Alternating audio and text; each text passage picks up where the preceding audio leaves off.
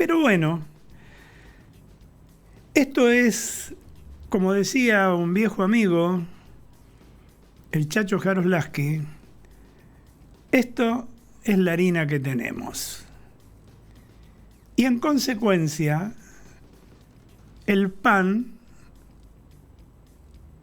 que hemos de elaborar será el resultado. Por eso en mi editorial de hoy, yo digo, la gente eligió lo malo conocido. ¿Y de dónde viene esto? ¿Y por qué me recuesto en ese título?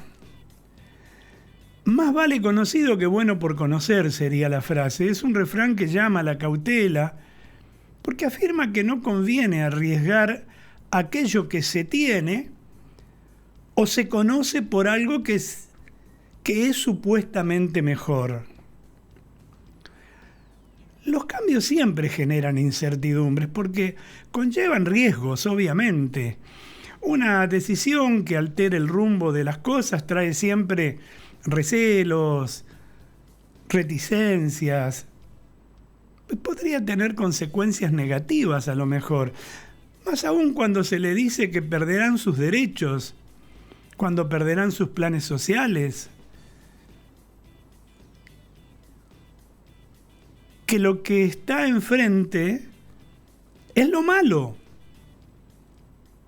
Y entonces la mirada va hacia ese lugar y se corre de la realidad actual. No cabe otra explicación. Miren, en ese sentido, es un refrán del cual también se infiere la idea de conformismo, de resignarnos siempre con aquellos que ya tenemos o conocemos, y de evitar los cambios que siempre nos obligan a transitar territorios desconocidos. No encuentro esta explicación. Muchos fueron y son negados al acceso a la educación, eso lo sabemos, y esclavizados por planes sociales, cada vez más empobrecidos, aunque les cueste, y le cuentan además que luchan por ellos, por sus derechos, mientras viven como burgueses en zonas más ricas del país. No les importa la corrupción, ni la falta de comodidades para poder vivir, ni la calle de tierra, ni la falta de cloacas, ni una casa con techos de cartón, y que carezcan de futuro, además, mientras dependen del Estado. Y aclaro, esto no es descalificar a quienes votaron a Massa. En tal caso, fueron amenazados con quitarle los planes sociales y le dijeron que iban a perder sus conquistas laborales y que todos sus derechos si votaban otra cosa que no fuera populismo. Y por otra parte, pensaron seguramente que frente a esta circunstancia tendrían que laburar y no podían o no vivirían más de ese dinero lindo que cae desde el cielo, y no es desde el cielo, amigos. Y por eso el triunfo de Massa en las presidenciales fue en este caso la segunda sorpresa electoral del año. Recuerden, ¿no? La primera había sido la de Javier Milei en las PASO, pero hay diferencias decisivas entre uno y otro, claramente.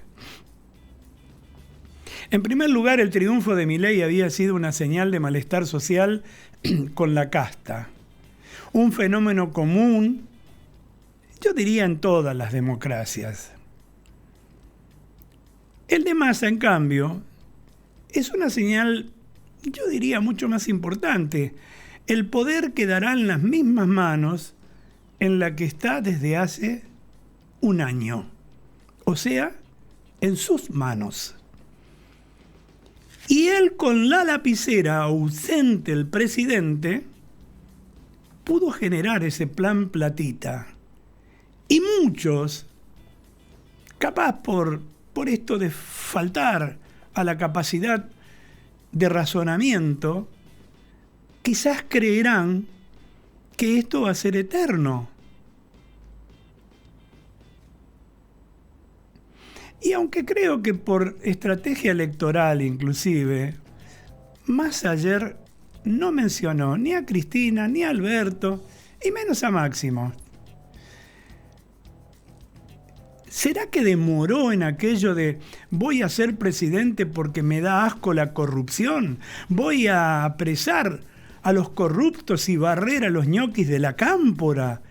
Que dijo hace ya un montón de años, aunque después vino y se asoció con ellos. ¿Habrá sido su estrategia quizás? No lo creo, ¿no?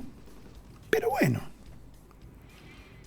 Si el camino para llegar a cumplir su profecía fue asociarse a ellos y destruir económicamente al pueblo y al país, ha sido un costo muy alto, pero un costo muy alto que pagamos todos nosotros.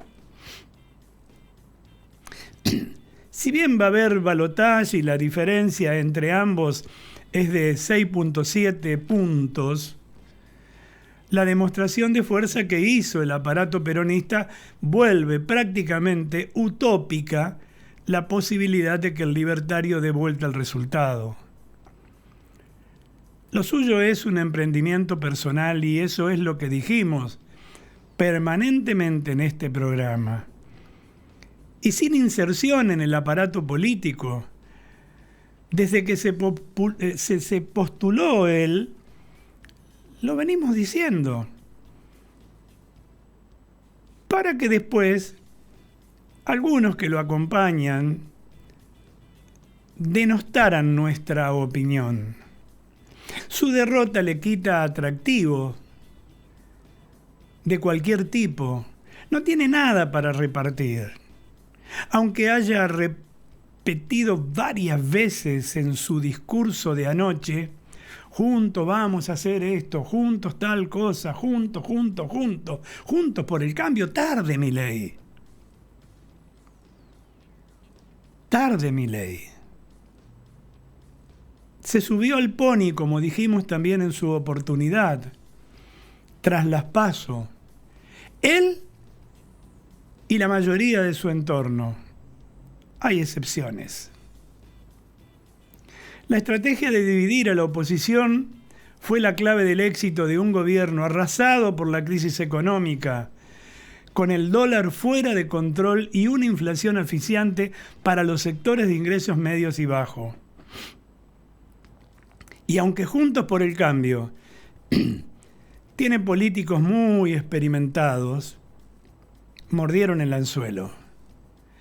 Todo por mezquindades personales que los llevó a una interna feroz con resultados hoy a la vista, ¿no? En la provincia de Buenos Aires fue efectivo además el temor de perder planes, empleos públicos, subsidios.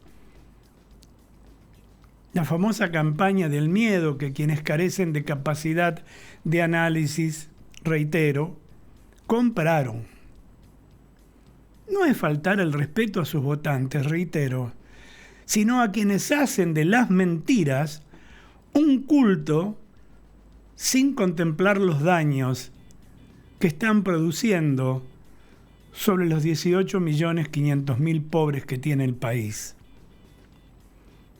La miseria sembrada por el Plan Platita y el descontrol monetario no produjo una rebelión, sino que ratificó la resignación de vastos sectores que llevan largas décadas.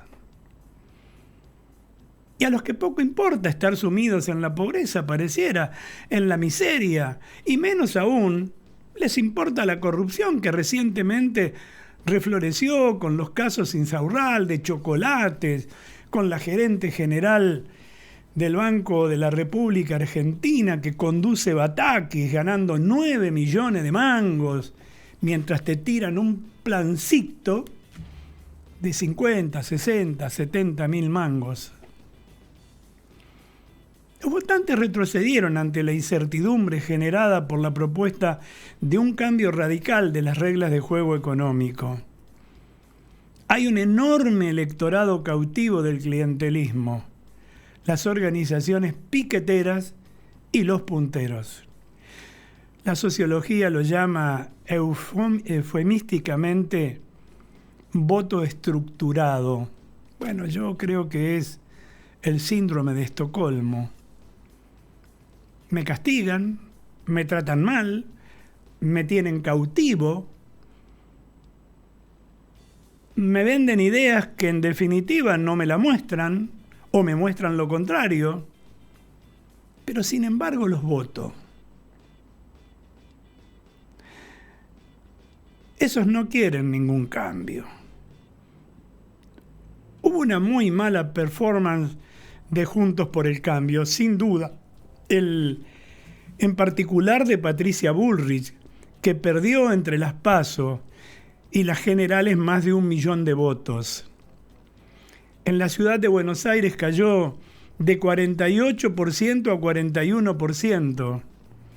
Jorge Macri, por su parte, sacó más del 49%. El corte de boletas en su contra, en contra de Patricia, fue monumental. Y no solo en la ciudad autónoma de Buenos Aires. Sucedió y mucho en las provincias.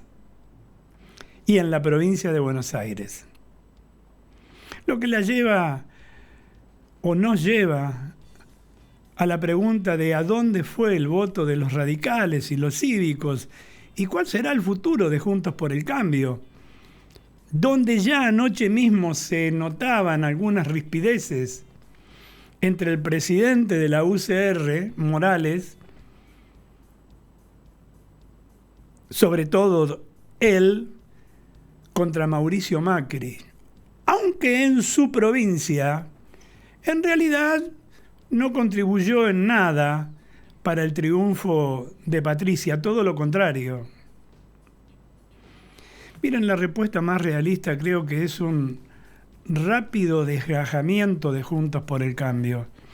La unidad opositora fue producto de la aparición de un candidato atractivo, Mauricio Macri en su momento, y de su liderazgo. Desaparecido Macri, Rodríguez Larreta, Lustó y otros integrantes del PRO y de la UCR se sumarán implícita o explícitamente a Massa. Me refiero a los votantes, ¿no? Hay que decirlo. Los 2.3 millones de votantes desconcertados merecen una actitud por parte de Juntos por el Cambio. Todo indica que se viene una reconfiguración total del tablero político de la que no va a escapar Cristina Kirchner. La vicepresidenta se ausentó de los festejos y desentendió del gobierno que integra. Su candidato era Eduardo de Pedro, que fue desplazado porque se lo veía como un seguro perdedor y reemplazado obviamente por Massa. Pero ahora ya se comunicó rápidamente con Massa y con Kicillof al toque de conocer los resultados. Hoy regresó de Ríos Gallegos, prontamente. Es que va a necesitar de ellos para que le ayuden en sus cuentas pendientes con la justicia. Por eso creo que hay un tufillo raro en esta conformación de las elecciones de ayer. Miren, una de las prioridades del candidato ganador será asumir el liderazgo peronista y allí hay lugar para uno solo. Veremos cómo sigue la película. En cuanto a la crisis, Massa no hizo durante la campaña más que profundizarla. Como presidente deberá aplicar un ajuste fiscal homérico, fabuloso. Ahora tendrá el poder para hacerlo sin temor a costo político, aunque lo padeceremos brutalmente. Es inexplicable que en 13 meses al frente del Ministerio de Economía elevó las cifras de la pobreza a 18,5 millones, 18.500.000 argentinos. Que el dólar, además, cuando asumió estaba a 290 pesos, cuando desplazó a Batakis y dijo, yo me hago cargo. Hoy a 1.100 pesos. Pero parece que no importó a los votantes. Duplicó la inflación del 6% en agosto del año pasado al 12,7% a este mes que acaba de pasar. La deuda es de 403.809 millones de dólares en junio de 2023.